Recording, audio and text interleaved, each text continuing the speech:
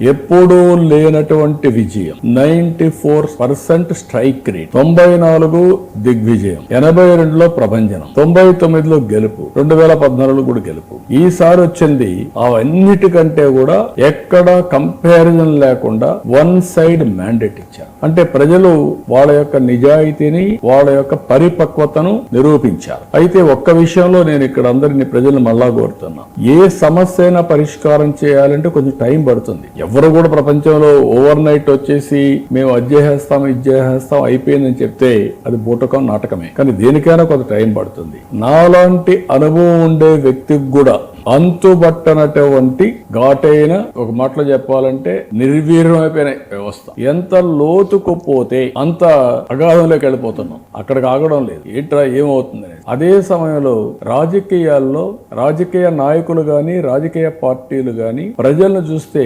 భయపడేవాళ్ళు. ప్రజల మనోభావాలకు వ్యతిరేకంగా ఏ నాయకుడు కూడా సాహసం చేయలేదు ఇంతవరకు. నాయకులే కాదు, సిటిజన్స్ కూడా. ఒక కార్పొరేట్ సెక్టర్ గాని అలాంటి హేమీలు చరిత్ర సృష్టించిన వాళ్ళు కూడా తప్పులు చేసి కాలగర్భంలో కలిసిపోయి మళ్లీ కోలుకోలేని పరిస్థితి.